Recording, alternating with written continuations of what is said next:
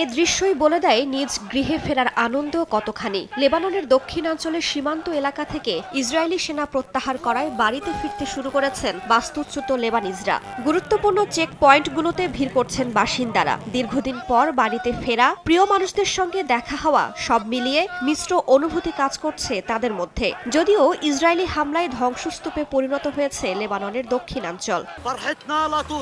আমাদের আনন্দ বর্ণনাতীত। শহীদদের প্রতি আমরা কৃতজ্ঞ। মাথা উঁচু করে প্রায় ১.৫ বছর পর আমরা নিজ গ্রামে ফিরছি। এই ভূমি আমাদের, আমরা এর মালিক।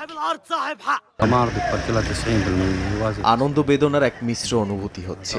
ভালো লাগছে আমরা আমাদের ভূমিতে ফিরতে পেরেছি, তবে কষ্ট হচ্ছে অনেক বেসামরিক নাগরিক শহীদ হয়েছেন। এটাই জীবন। যুদ্ধবিরতি চুক্তি অনুযায়ী মঙ্গলবারের মধ্যে সব ইসরায়েলি সেনা প্রত্যাহারে আলটিমেটাম দেয় লেবাননের সশস্ত্র গোষ্ঠী হিজবুল্লাহ। এরই ধারাবাহিকতায় সীমান্তবর্তী বেশ কিছু গ্রাম থেকে সেনা সরিয়ে নেয় ইসরায়েলের প্রতিরক্ষা বাহিনী আইডিএফ।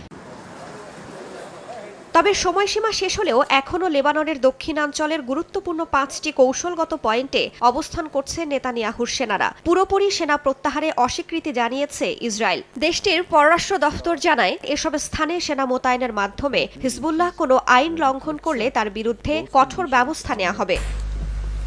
এদিকে ইসরায়েলের এমন সিদ্ধান্ত যুদ্ধবিরতি চুক্তির লঙ্ঘন বলে অভিহিত করেছে লেবানন সরকার। ইসরায়েল যাতে পুরোপুরি সেনা প্রত্যাহার করে সে বিষয়ে জাতিসংঘের নিরাপত্তা পরিষদের কাছে বিষয়টি উত্থাপন করবে বলে জানানো হয়।